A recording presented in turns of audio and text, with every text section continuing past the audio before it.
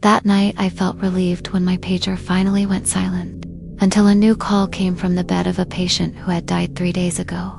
The pager buzzed at my waist while the red light blinked above the nurse station. Panel 213B. My eyes drifted to the glowing hands of the wall clock. 3:02 a.m. The monotone hum of the old fluorescent lights, mixed with the metallic scent of the oxygen outlets on the wall. This wing of the nursing home never felt safe at night.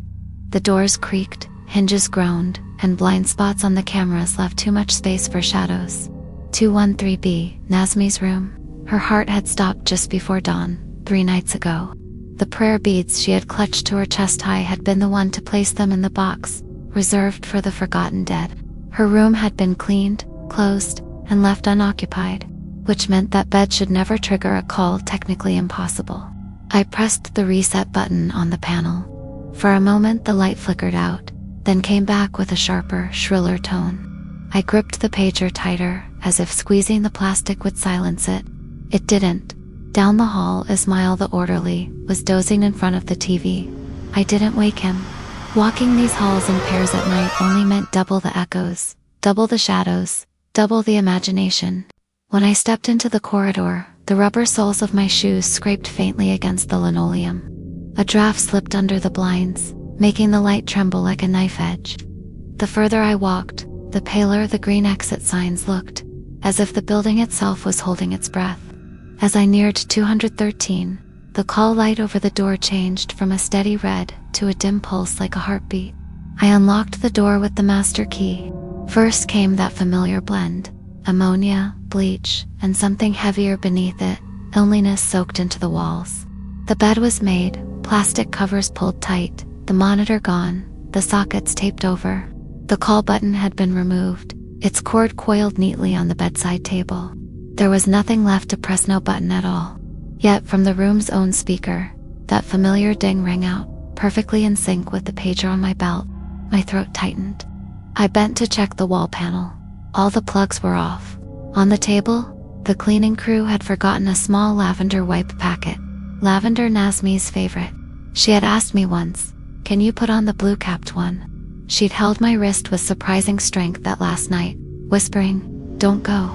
But I had gone called away for CPR in another room. By the time I returned, her lips were drained of color.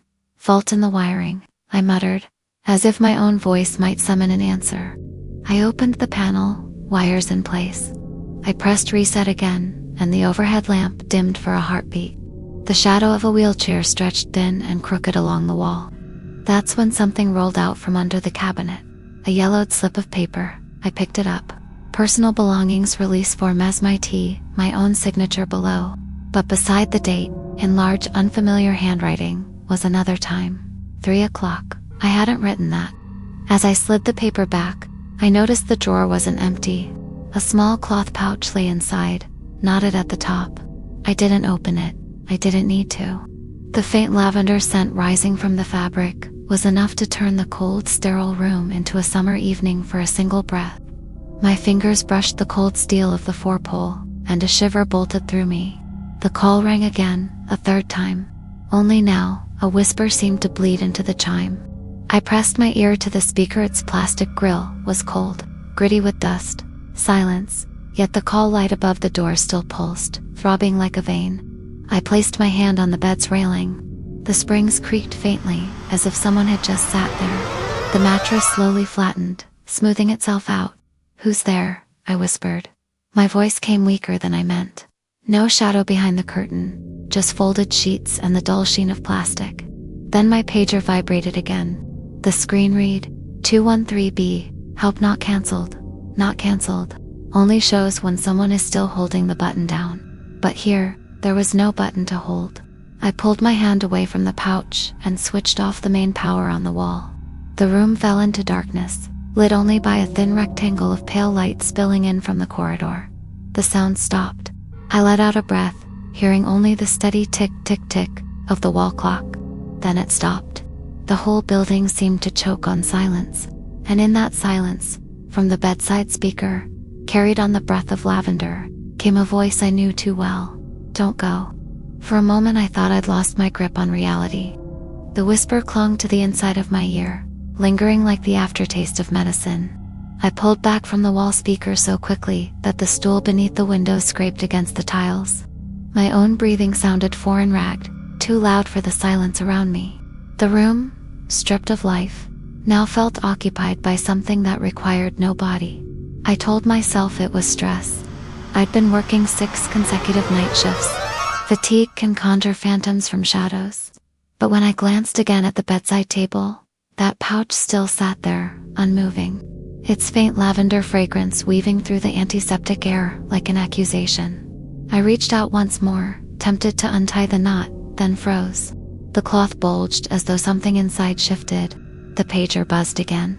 My thumb hovered over the reset key but didn't press. The call wouldn't stop, no matter what I did.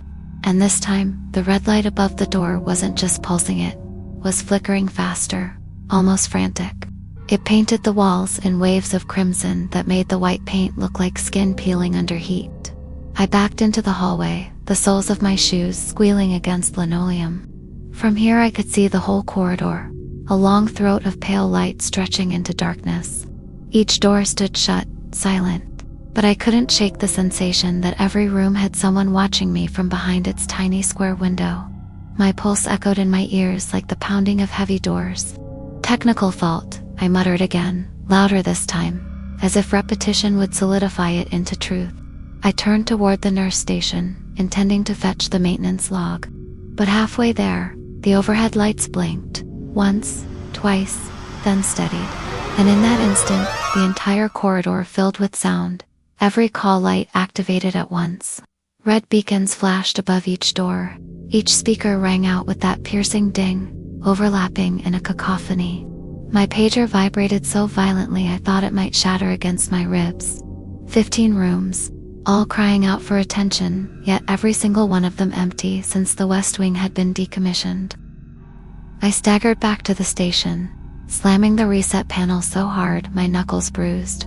The alarm silenced all at once, leaving behind a pressure in the air, as if sound had been swallowed instead of stopped. The silence pressed against my chest.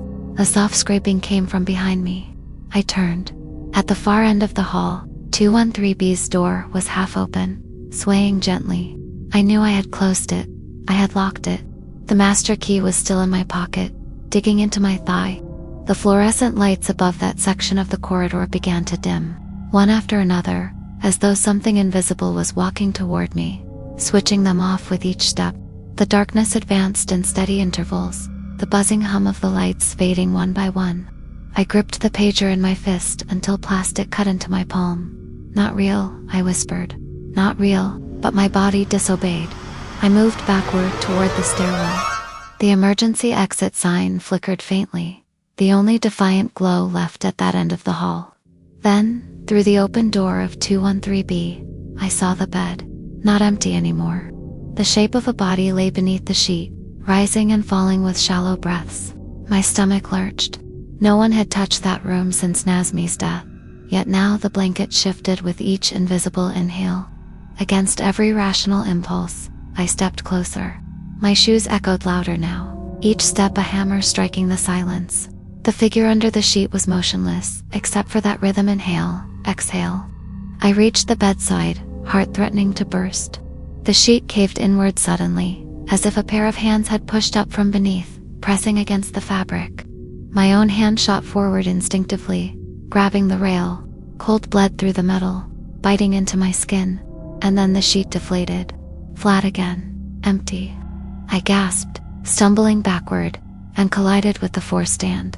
It clattered to the floor, the noise deafening in the stillness. My eyes darted to the bedside table. The pouch was gone. In its place, the patient belongings form lay open, its edges fluttering though no draft touched it. The line with Nazmi's name now had something new scribbled beneath. Next shift, 3 o'clock. Do not leave. The fluorescent lights hummed back to life overhead, too bright, exposing every crack in the paint, every smear on the glass. But the air had changed. The scent of lavender was gone, replaced by something older, wetter, like soil freshly turned in a graveyard. I backed toward the door, refusing to take my eyes off the bed. And just as I crossed the threshold, the speaker above me crackled with static. Out of it came a voice, thin but sharp enough to slice through bone. "You left me once. You will not leave again." The voice sliced through me like a scalpel. My breath hitched, my legs refused to move, and for a long, punishing second I stood there, half in the doorway, half in the room, as if the decision to step forward or backward would decide whether I left alive. The static faded, but the echo of those words hung in the air like a toxic vapor. "You will not leave again." I forced my feet into motion, retreating into the hallway. The door 2213B swung shut behind me with a muffled click, though I had not touched it. The pager on my hip buzzed violently again. My hand shook as I brought it up to eye level. The screen no longer displayed to 13B. Instead, the text crawled across in blocky, broken pixels. "Don't go." I nearly dropped it. My training told me I was experiencing sleep deprivation psychosis. Long shifts, irregular meals, lack of proper rest, it all corrodes the mind. But my body knew better. Every nerve screamed that what I was seeing was not confined to my imagination. The corridor stretched ahead of me, impossibly long, its polished linoleum now a distorted mirror reflecting a warped version of my movements. For a fleeting moment, I swore I saw myself at the far end, another me, standing stiff, watching. Then the fluorescence blinked, and the reflection was gone. I hurried back toward the nurse station, intent on waking his. Maybe if I could get him to walk with me, I'd have proof that I wasn't unraveling. But the chair where he'd been slouched was empty. The small television continued to flicker, muted, showing a looping nature documentary. The orderly's mug sat on the desk, steam still curling faintly from the coffee. It hadn't been there a minute ago as me. My voice cracked, swallowed immediately by the stagnant air. No answer. Only the buzz of the fluorescent tubes, a monotonous hum that suddenly carried undertones, like whispers layered into its vibration. I gripped the edge of the desk until my knuckles whitened. The pager buzzed again, insistent. This time, instead of the red emergency light, the entire station panel lit up in green, a color I had never seen on it before. The panel speakers crackled alive, and for a second I thought it might be an intercom malfunction. Then came the sound. Not words, but a rhythm. Slow, deliberate tapping, like fingernails against a coffin lid. I snapped the switch to power down the console. The light stayed on. The tapping grew louder, closer, resonating not from the panel now, but from under the desk itself. I knelt, half against my better judgment, and peered beneath. Only shadow. Yet the tapping shook the floor under my knees. Then silence again. That suffocating silence, pressing heavy in my chest. When I stood, something new was waiting for me on the counter. The cloth pouch.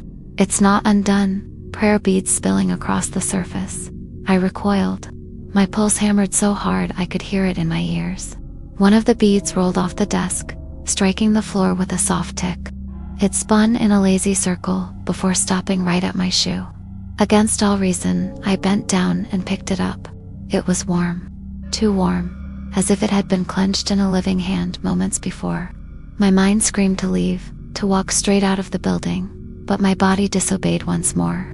Instead, I pocketed the bead. Why, I couldn't explain. Maybe a compulsion, maybe the lingering authority of the dead.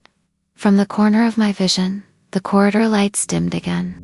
Not in sequence this time, but all at once, plunging everything into near darkness. The only illumination came from the nurse station panel, glowing green, and the television's pale flicker. On screen, the nature documentary had changed. No longer rivers and forests. Now it displayed grainy black and white footage of a hospital corridor. I leaned closer, every hair on my arm standing on end.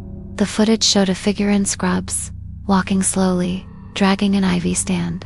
Its face blurred, distorted. I blinked, and the image sharpened. It was me, my own body, my own gait, but older, somehow, more gaunt, as though time had stripped me down to a husk. The figure on the screen stopped in front of room 213B. Slowly, it turned its head toward the camera, toward me. The television hissed into static. Behind me, a door creaked open. I turned, heart lodged in my throat. At the far end of the hall, where 213B had been, there was now only darkness. A shape stood in it, thin, frail, but upright. One hand clutching invisible beads, the other raised as though beckoning. I wanted to run, God knows I wanted to. But my feet carried me forward, step by step, into the dark, and as I moved, the pager buzzed one final time. On its screen, glowing with unnatural clarity, was a single command: stay. The word burned into my pager screens to felt less like an order and more like a binding contract. My hand trembled as I shoved the device back onto my belt, but the letters still seemed etched into my vision, pulsing with each heartbeat. The corridor ahead was no longer the same sterile hallway I had walked for years. The walls appeared to breathe, expanding and contracting in subtle waves, their pale paint blistering as if under heat. The figure at the far end didn't move, but its presence spread like a tide. I could sense it filling every corner, every hidden space of the building. Still, my feet carried me forward, as though something deep inside me had surrendered. The silence was absolute until I reached the halfway point of the hall. Then, faintly at first, came the sound of slippers brushing linoleum. I froze, scanning the doors around me. Every room remained sealed, yet the sound grew louder, closer shuffling, dragging, accompanied by the metallic rattle of something being wheeled. I turned my head sharply, and in the reflection of a darkened window I saw her. Nazmi, frail, hunched, but unmistakable. She pushed her first stand slowly, each step echoing like a drum in my skull. But when I spun around, the corridor was empty. Only the reflection remained. "Stop this," I whispered, my voice nearly breaking. "You're not here." The reflection's lips curved upward into a smile. That was when the lights overhead flared violently. A strobe effect seized the corridor, plunging me into alternating bursts of white glare and suffocating black. Each flash froze the figure in a new position. Further down the hall, closer to me, her hand raised in a beckon. I squeezed my eyes shut, but even then the afterimage seared against my eyelids. When the light steadied again, she was gone. The hallway lay bare, stretching endlessly, but I was no longer convinced it was empty. My chest felt crushed, as though the entire building pressed its weight upon me. I reached to 13B's door. Closed, locked, as it should have been. And yet I could hear something inside, the rhythmic beep of a heart monitor. My stomach twisted. The machines had been removed days ago. I pressed my ear to the wood. Beneath the beeping, there was another sound, a faint wet rasp, breathing strained, labored but steady. My pulse thundered in sync with it. My keys shook in my hand as I forced the lock. The door swung inward with a long, groaning creak. The room was not the one I had left. The bed was unmade, sheets tangled, pillow indented. The air was thick with humidity and the sharp temps of antiseptic. At the bedside stood an IV pole, bag half drained, fluid dripping slowly into a line that disappeared beneath the sheets. And there she was, Nazmi. Her body lay under the covers, chest rising and falling, eyes half closed but flickering beneath the lids as if she dreamed. Her lips parted slightly, releasing that same strained breath I had heard through the door. "No," I muttered. "You're gone." I signed the papers. I watched them take you. Her eyes opened, clouded, gray, but locked onto mine. Her lips shaped words without strength behind them. It took me several seconds to realize what she was mouthing. "Stay." The heart monitor beep quickened, erratic, as if echoing my own panic. My knees nearly gave out, but I gripped the railing to stay upright. The cold metal burned into my palm. I wanted to flee, but something stronger rooted me there. The bead in my pocket seared against my thigh, hot as iron. Slowly, mechanically, I reached in and pulled it out. It pulsed in my hand, alive with heat. Nazmi's gaze dropped to it. Her chest rose higher, her breath sharper, as if the bead tethered her to me. Then the monitor flatlined. A piercing tone filled the room, but her chest still rose, still fell, and with that steady, impossible rhythm, she whispered aloud this time, her voice a dry rattle of earth and stone. "If you leave again, I'll take you with me." Her words clung to me like frostbite, sharp, numbing, irreversible. "If you leave again, I'll take you with me." My grip on the bed rail tightened until my knuckles blanched. The sound of the flatline tone gnawed at my eardrums, a shrill alarm that should have signaled death, but instead underscored her unnatural persistence. Her chest kept rising and falling in defiance of the machine, in defiance of reality itself. The bead in my hand pulsed like a second heart. I wanted to drop it, fling it across the room, but my fingers refused to unclench. The heat traveled up my arm, burrowing into muscle and bone, until my whole right side ached. I felt tethered, bound to the figure on the bed. "Nazmi," I croaked, though my throat was so dry the syllables cracked. "You're gone. You shouldn't be here." Her gray eyes held me like shackles. They didn't blink, didn't waver, but bore into me with the weight of something ancient. Slowly, painfully, her lips parted again. "Stay." The word dragged from her throat like rusted hinges on a coffin lid. The floor bag above her shifted, swaying as though a wind had brushed it, though the air was still. The fluid drip quickened, beads of liquid tapping out a frantic rhythm into the tube that vanished under her sheet. The monitor continued its scream, but behind it, layered so faintly I thought I was imagining it, was another sound, faint prayer murmurs, like a congregation chanting far underground. I stumbled back, colliding with the cabinet. The drawer slid open on its own, spilling patient files across the floor. Their papers fluttered as though caught in a breeze, but each page bore only one name, repeated in different handwriting, in different inks, some smeared as if by tears. Nazmi T. Each file stamped with the same time. 3 o'clock. I dropped to my knees, fumbling at the papers, desperate to find one that wasn't hers, one that might anchor me to reality. But they multiplied. Every time I shoved one away, another slid into its place. Soon the floor was carpeted with them, the letters of her name rising up in waves, until it felt as if the entire room was nothing but her record. "Enough," I shouted, though my voice quivered. My cries seemed to dissolve into the air, absorbed by the sterile walls. The flat line cut off mid-tone, silencing abruptly, as if someone had ripped the cord from the wall. For a moment, I almost felt relief. Then came the sound. Not the flat line, not the beeping, breathing, but not hers. Heavy, ragged, and right behind me, I froze. My spine locked in place, every instinct screaming not to turn. The breath grew louder, closer, hot against the back of my neck. It reeked of damp soil and lavender, mingled into a sickly perfume. Slowly, against my will, I turned my head. The bed was empty, sheets smoothed, pillow untouched. Yet behind me, reflected in the black screen of the heart monitor, was a silhouette. Frail shoulders, a scarf draped around them, head tilted at an impossible angle, eyes like empty sockets of ash. And though the reflection stood directly at my back, the space itself was empty when I glanced over my shoulder. "Stay," the whisper emerged again, not from the room, not from the reflection, but from inside my head, vibrating in my skull as though her voice had rooted there. The bead in my hand cracked. A fine fracture line split it down the middle, glowing faintly with an orange ember. I dropped it with a gasp, but it didn't fall to the floor. Instead, it hung suspended in the air for a heartbeat before sinking slowly toward the bed. As if drawn by gravity that only it obeyed, it disappeared into the sheets, swallowed whole. The monitor blipped once, its screen igniting with a single line of text. Not numbers, not vitals, just words. "You signed me away." The files on the floor ignited, one by one, curling into black ash without smoke, without fire, consumed by nothing but emptiness. I pressed myself against the wall, heart battering my ribs. The door slammed shut. The handle rattled, locking with a metallic click. I was sealed inside. Her whisper came again, louder now, everywhere at once.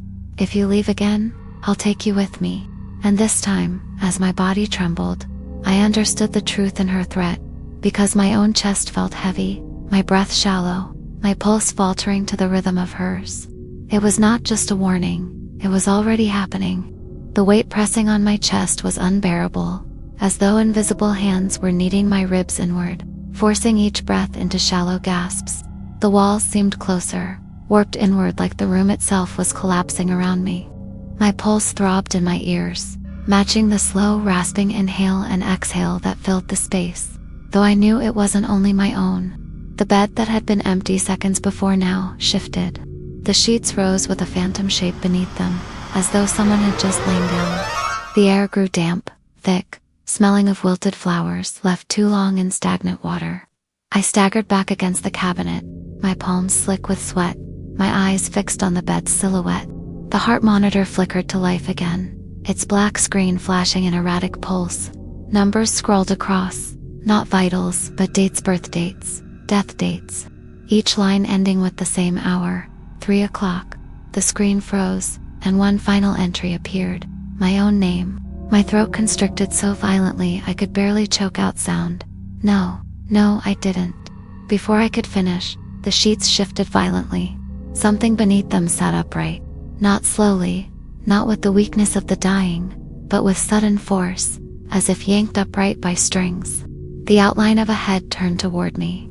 I could feel eyes on me, though I couldn't see them. Every nerve screamed for me to run, but my legs wouldn't respond. I managed only one step before the door handle rattled again, and then clicked once more, tighter this time, sealing the room as if welded shut. My escape route was gone. The monitor beeped once sharp, piercing, then cut to static. In the noise, I heard words form, distorted, fragmented, but unmistakable. You left me. You'll never leave again. The sheets fell flat, but the presence did not fade. Instead, a shadow stretched from the bed across the floor, elongating until it brushed against my shoes. It rose, like smoke solidifying, climbing the wall behind me. I spun, and the silhouette matched my own posture exactly. My shadow wasn't mine anymore. It bent its head when I didn't, raised its hand when I froze. I stumbled forward, desperate, clawing at the door.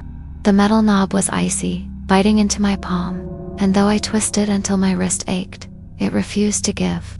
Behind me, the shadow whispered in unison with my thoughts, voicing fears I had buried long ago. It spoke of every patient I had lost, every shift where my choices had failed. Their names bled together, culminating in one endless refrain: stay, stay, stay. Then the whisper became a chorus. From the walls, from the ceiling vents, from the floor itself came the voices of dozens, maybe hundreds. Male, female, young, old, overlapping in a relentless chant. Stay, stay, stay. My body trembled so violently my knees buckled. The overhead lights dimmed until only the emergency bulb above the bed glowed, casting the room in a sickly yellow haze. I forced myself to glance back, and what I saw hollowed me out completely.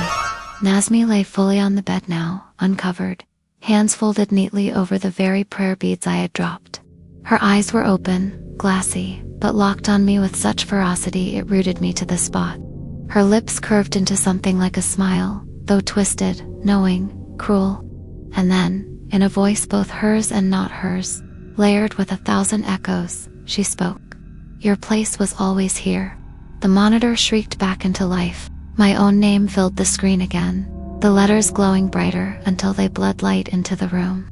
I pressed my back into the door, chest heaving, knowing with a cold certainty, if I closed my eyes, if I let the chant consume me, I would never open them again. But my strength was draining, and with every second, her smile widened. I pressed harder against the locked door, nails digging into the cold metal, but it didn't budge. My chest heaved in shallow bursts, each breath heavier than the last. The chant was everywhere, now loud, voices weaving together like a suffocating net. Stay, stay, stay. It filled the air until the sound became physical, vibrating the walls, rattling the bed frame, even shivering through my teeth.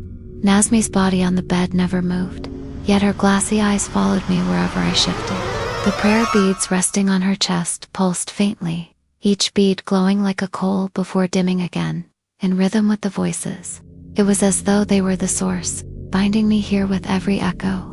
My pager buzzed against my hip, almost lost in the storm of sound. I yanked it free. The screen glowed with a message so sharp, so final, it made my stomach twist. Shift ends when you do. The words bled into static, then reformed into a clock face: 3 o'clock, frozen, unwavering. I had the sudden, sickening realization that this hour wasn't just hers. It was meant to be mine too. I staggered toward the cabinet, searching for anything, something tangible that could break this nightmare. My hand swept through scattered files, but every sheet I grabbed bore my own name now. My signature, my handwriting, pages of reports written as if by me, but recounting events that hadn't happened, yet patients I hadn't lost, mistakes I hadn't made, but would. My future failures laid out in ink, waiting. No, I whispered, shaking my head violently. This isn't real, this isn't. A loud metallic crash cut me off. The 4-pole beside the bed tipped over, slamming against the tiles. but it didn't fall flat. Instead, it froze halfway down, suspended in the air like time itself had seized. I blinked, heart pounding, and when my eyes refocused, I saw that it wasn't frozen, it was being held. A hand, pale and impossibly thin, reached out from under the bed, gripping the pole. The rest of the body followed, a second Nazmi frailer, decomposed, crawling out from beneath the sheets. Her eyes were not glassy now, but hollow pits, black as tar. Her jaw sagged open, unhinged, as the chant roared louder, filling the room like a storm surge. I stumbled backward, crashing into the door again. My mind fractured at the sight of two of her, the one lying serenely above, smiling, and the other dragging herself toward me with a corpse's determination. Her fingernails scraped long, shrill marks into the linoleum. "Stay," they said together, one voice sweet and coaxing, the other a guttural rasp that clawed its way into my spine. My vision blurred, my body screamed to collapse, to give in, but some stubborn, desperate spark fought back. My gaze shot to the prayer beads. They pulsed faster now, light searing with each chant. Instinct told me they were the tether, the anchor keeping this presence alive. Summoning every scrap of will, I lunged forward. My hand clamped down on the beads, searing heat coursing into my skin. The room howled, voices turning into one endless scream. The crawling figure convulsed, limbs jerking, while the one on the bed snapped her head upright, eyes blazing with white fire. The smell of burnt flesh filled my nose. It was my own hand cooking against the beads, but I didn't let go. I ripped them from her chest. The voices faltered. The crawling body collapsed into ash, scattering across the floor like tarred paper. The one on the bed arched, mouth wide, and then fell still, eyes closing at last. The beads burned out in my palm, crumbling into dust. The silence that followed was worse than the noise. Heavy, endless, watching. Then the monitor beeped once. Its screen lit up. My name glowed there again, but this time followed by two words that hollowed me out entirely. "Shift continues." The words on the monitor, "Shift continues," burned into me with a cruelty more terrifying than any scream. My hands trembled, ash from the beads still clinging to my blistered skin. The silence pressed harder with each second, suffocating in its weight, as though the building itself had been waiting for this moment. I staggered back toward the door, my body begging for escape, but when I gripped the handle, it turned easily. The lock had vanished, as if it had never been sealed. The corridor outside stretched before me, dim and endless, the fluorescent tubes flickering like dying stars. For a heartbeat I believed I was free, but as I stepped into the hall, the pager on my hip buzzed again. Reluctantly, I looked. The display showed a list of rooms, every one in the abandoned West Wing, all marked with the same status. Active call, one by one. Their numbers scrolled upward until the screen froze on the final entry. Staff room U. A low groan reverberated through the floor, deep and structural, as if the building was shifting its bones. Doors up and down the hallway creaked open in unison, revealing nothing but yawning darkness within. A current of cold air rushed past me, carrying the faintest hint of lavender, now rotted and acrid, like flowers left too long in stagnant water. My instincts screamed to run, but there was nowhere to go. The corridor seemed to stretch on without end, its far side swallowed in black. I turned to retreat into 213B, but the door was gone. In its place was blank wall, as though the room had never existed. The floor beneath me trembled. From the open rooms, shadows bled out across the tiles, slow at first, then surging together like ink spilling through water. They reached toward my shoes, lapping at the edges of my steps. Faces formed in the dark pools, patients I remembered, and some I didn't. Eyes sunken, mouths opening and closing in silent pleas. I stumbled back, pressing against the wall, heart racing. The shadows pulled themselves upright, stretching into gaunt figures. Their hospital gowns tattered, their forelines swaying like nooses. Dozens of them, maybe more, each one staring with hollow devotion. Their mouths opened at once, and the silence shattered into a single word, screamed so loud the lights overhead rattled. "Stay!" I clamped my hands over my ears, but the sound was inside me now, reverberating in my skull. My knees buckled, and I fell hard to the tiles. When I looked up again, they were closer, circling me, their forms bending unnaturally, as though joints had forgotten their purpose. Their faces hovered inches from mine, cold air pouring from their mouths. One figure stepped forward. Unlike the others, its features were sharper, more familiar. A nurse's uniform, stained, torn. The face was my own. I recoiled, crawling backward, but the doppelganger crouched to meet me eye to eye. Its lips curled into a twisted smile. "Shift never ends," it whispered in my voice. The shadows surged forward all at once, pressing in from every side. I thrashed, clawed at them, but their cold passed through me, filling my chest, my veins, until I felt hollowed from the inside. The pager buzzed one last time. I raised it with shaking hands. The screen no longer displayed text. Instead, it showed the corridor itself, grainy and gray like security footage. At the center of the feed, I saw myself on my knees, surrounded by the shadows. My double stood above me, one hand gripping my shoulder. And then, as I stared, the figure on the screen turned its head not at me, but at the camera. "At you."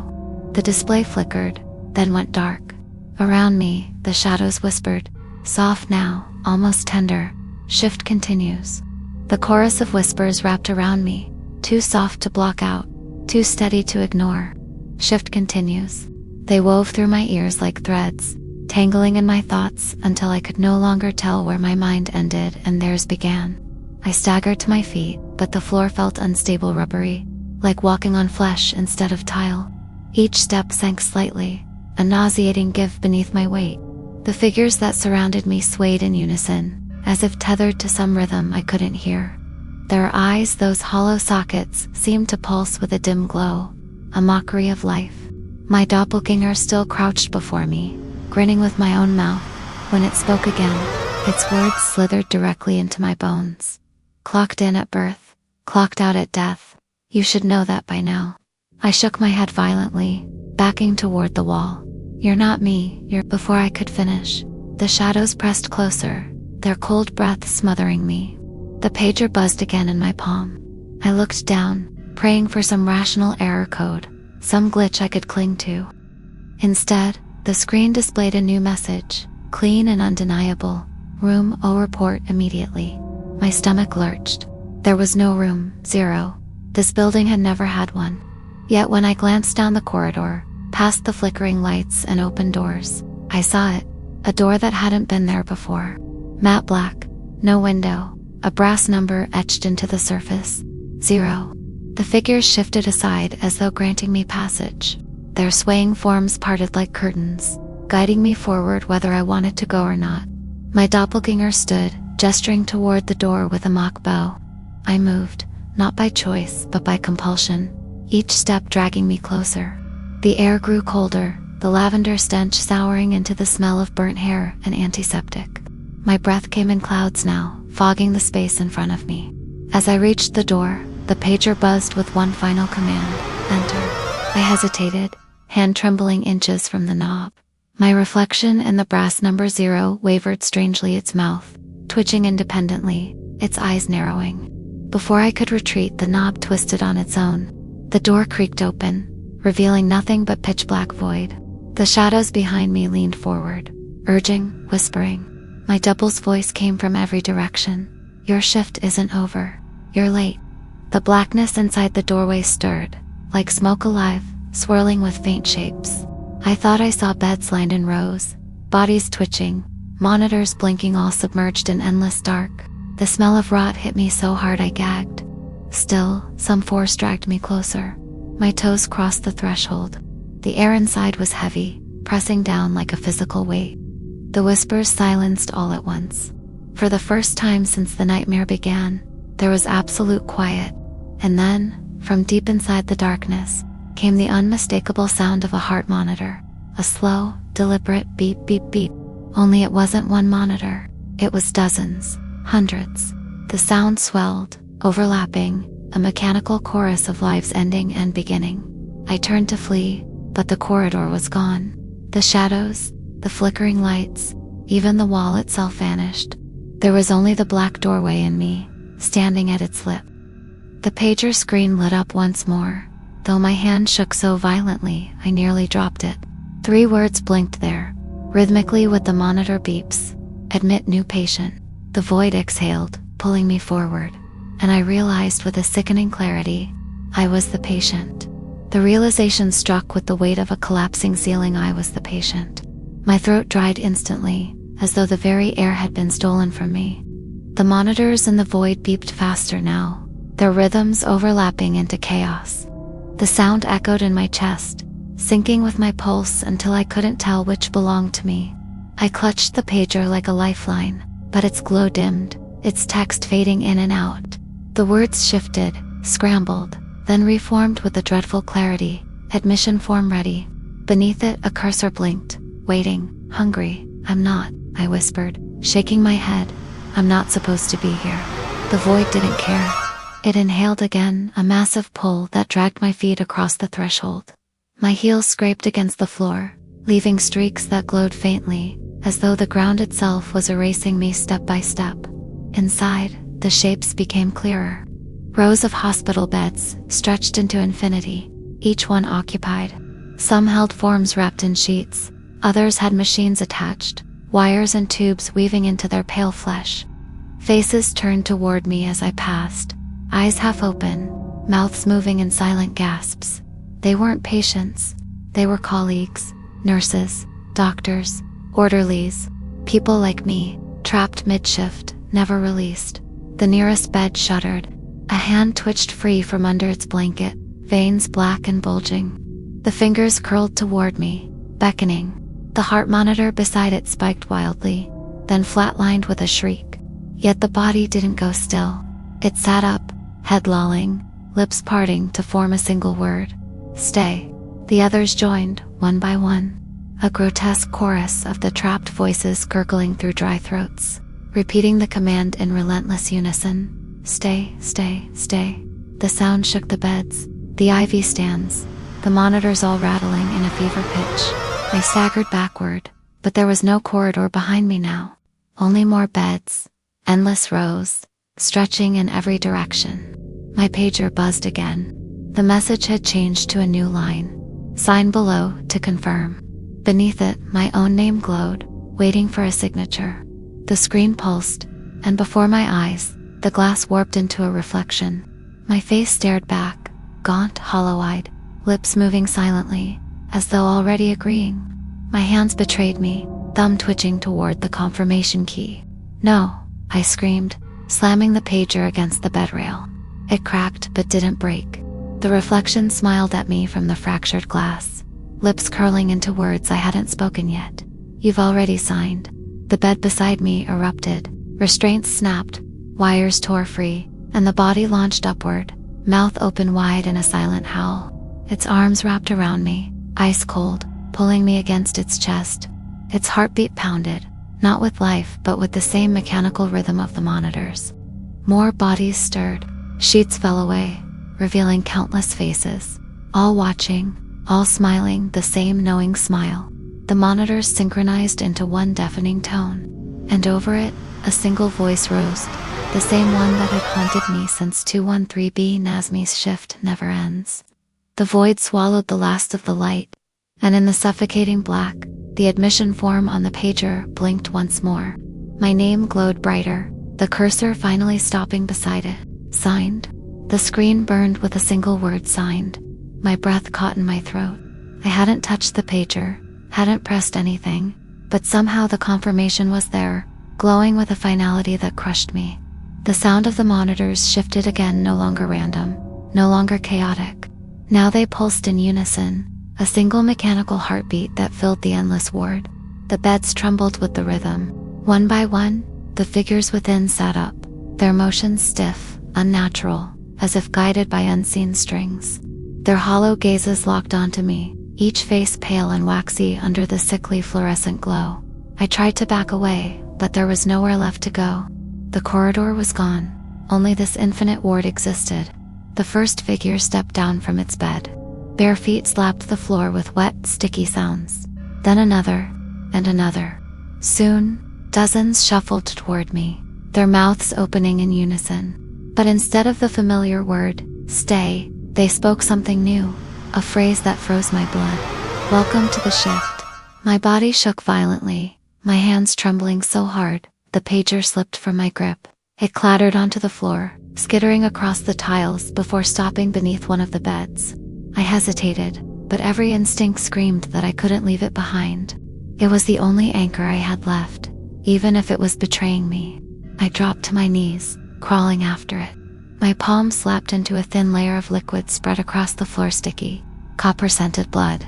The entire ward reeked of it now. Iron and decay, layered with the stale stench of antiseptic. As I reached beneath the bed, my fingers brushed the pager, but something else brushed back. Cold, leathery skin. Fingers. I yanked my hand back too late. The grip clamped around my wrist and pulled. My shoulder slammed against the bed frame as I was dragged forward. I kicked wildly, catching glimpses of the thing beneath. A body half-rotted, eyes wide and unblinking in the shadows. Its lips moved rapidly, whispering words I couldn't hear over the roar of the monitors. With a surge of panic, I tore free, scraping my wrist raw in the process. The pager came with me, clutched in my bleeding hand. The figures continued their approach, circling, forming a wall of pale bodies. Their chant grew louder, "Welcome, welcome, welcome." I scrambled to my feet, wiping blood from my wrist onto my scrubs. The pager screen flickered, static crawling across it, then a new prompt appeared. "Proceed to room 0 for duty." I spun in every direction. The bed stretched endlessly, but between two rows I saw it again, the black door, standing solitary, impossible, waiting. Its brass 0 gleamed in the flickering light. The horde parted for me, swaying like curtains pulled back. They wanted me to go, needed me to each step toward. The door was agony, like walking into my own grave.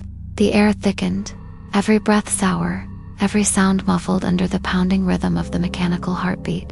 My legs carried me forward, though my soul shrieked to stop. I reached the door, the brass number distorted in my reflection, showing my face older, thinner, hollowed out. My lips moved in the reflection, though mine were clamped shut. It mouthed a single phrase, "Your shift begins now." The pager buzzed, burning in my hand. Its final message glared up at me, impossible to ignore. "Enter to relieve previous staff." And from the other side of the black door came a sound that made my bones ache. Knuckles pounding, begging. Someone trapped inside, hammering for release. The pounding on the other side of the black door rattled through the metal, deep and frantic. Each thud vibrated up my arms, through my chest, until it felt as though the door itself was fused with my ribcage. Whoever or whatever was inside was desperate to get out. I pressed my palm against the cold surface. It thrummed like a pulse beneath my skin.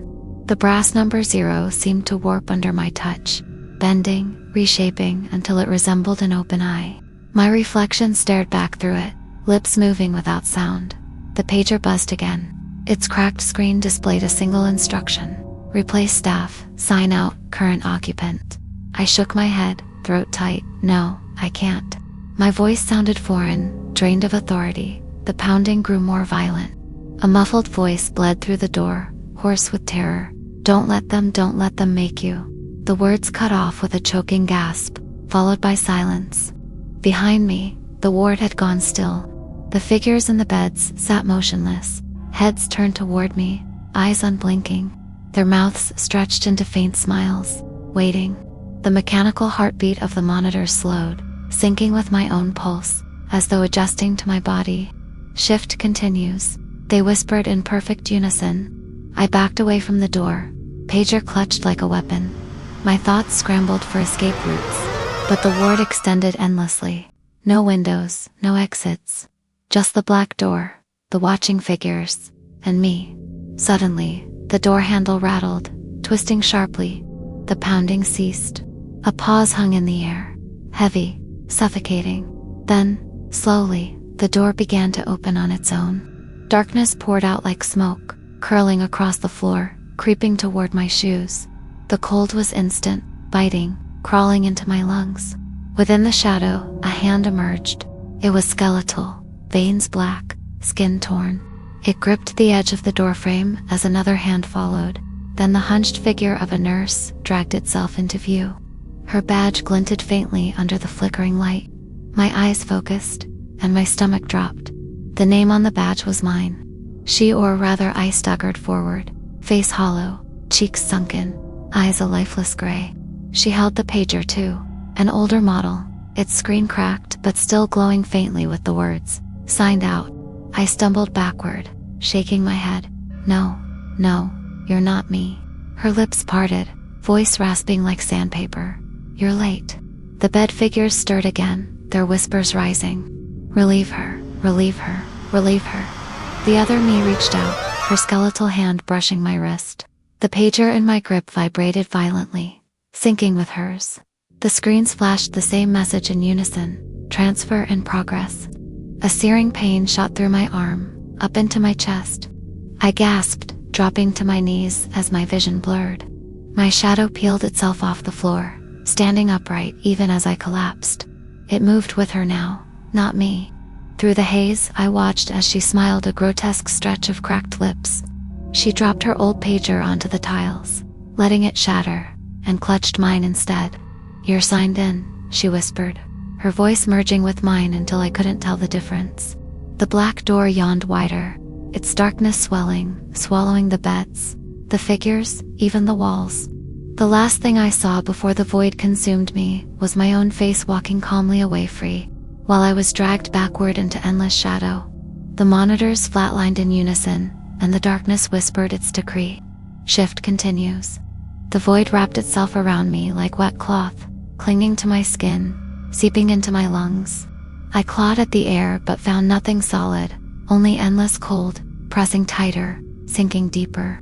The sound of the flatline was everywhere, constant, a shrill tone that drilled into my skull.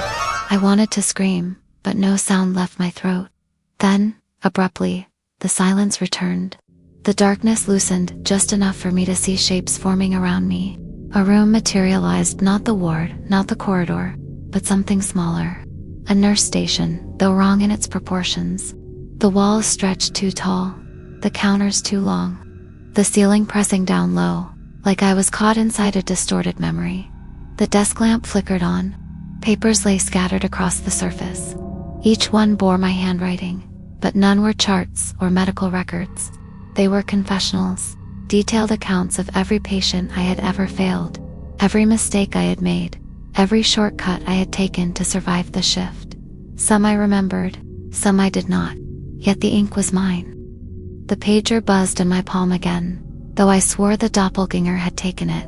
Its screen lit with a new directive, complete daily report. Beneath it, a cursor blinked, waiting for input. I staggered toward the desk, unwilling yet compelled. My hands moved on their own, picking up a pen. The paper in front of me was blank, its header already stamped, "Patient Death Summary." A line below waited for the name. My chest tightened when the pen scratched across the page.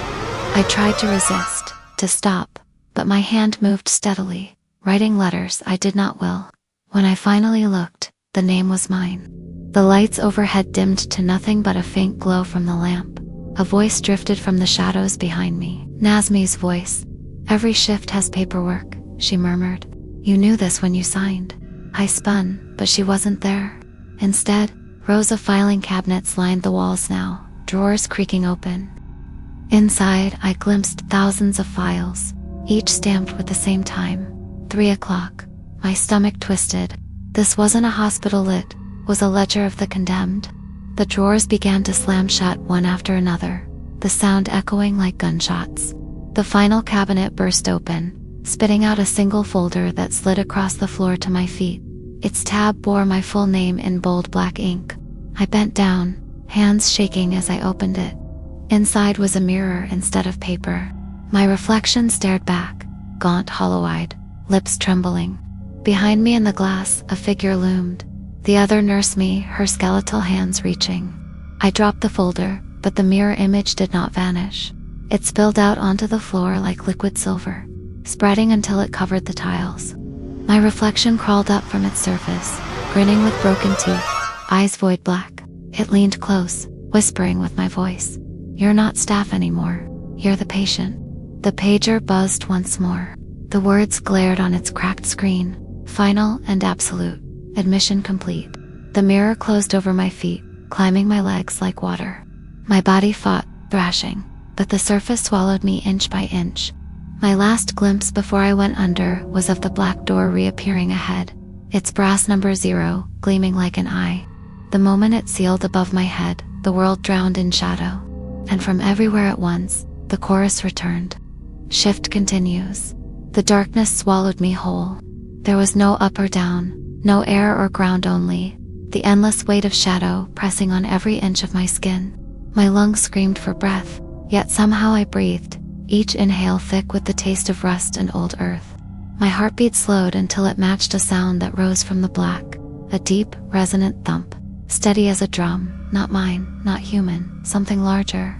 Light bled through the dark like cracks in a coffin lid, at first faint, then sharper, forming lines and shapes until I stood once more in a room. But this wasn't the ward, or the station, or even any part of the hospital I knew. The walls were stone, slick with moisture. Chains hung from the ceiling, swaying though no air moved. Each one ended not in shackles but in surgical tools, scalpels, forceps, bone saws rusted and dripping.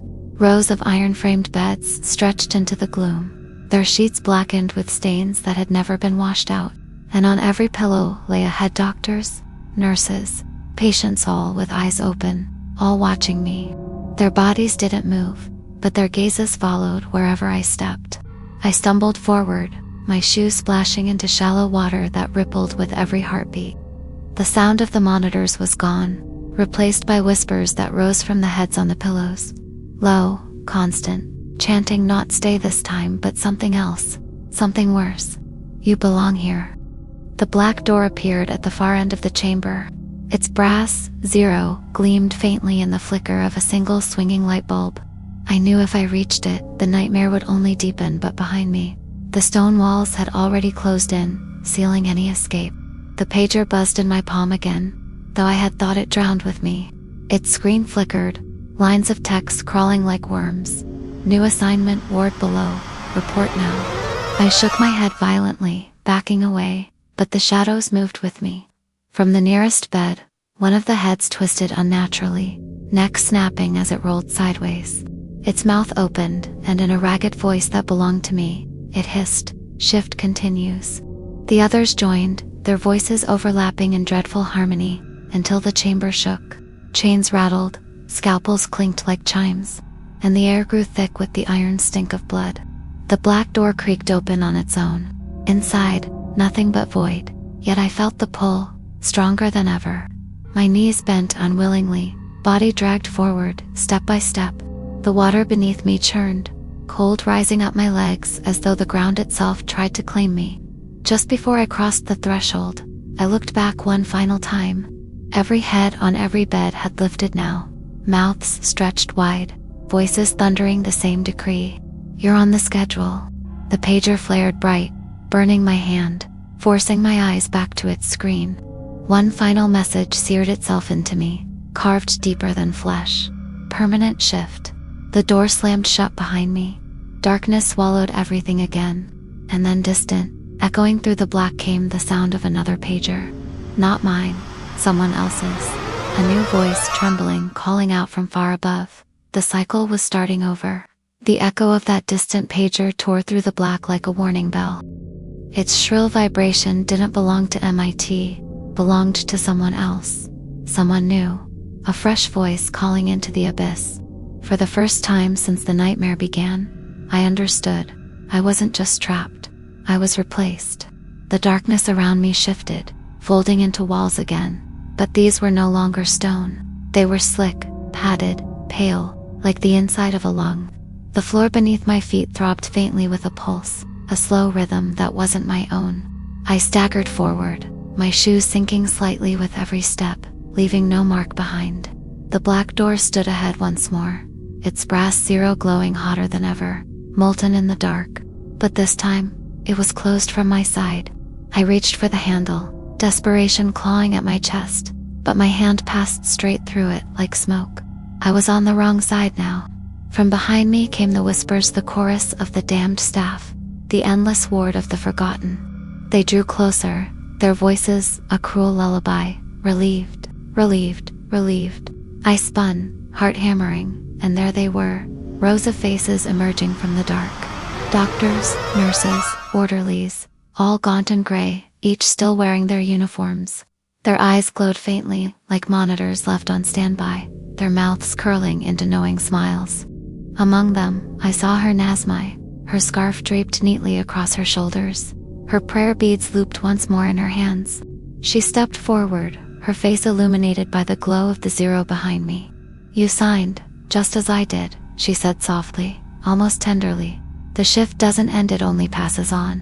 I shook my head violently, stumbling back until my spine pressed against the door. "No, I won't stay here, I won't." Her smile widened, but her eyes remained hollow. "You already have."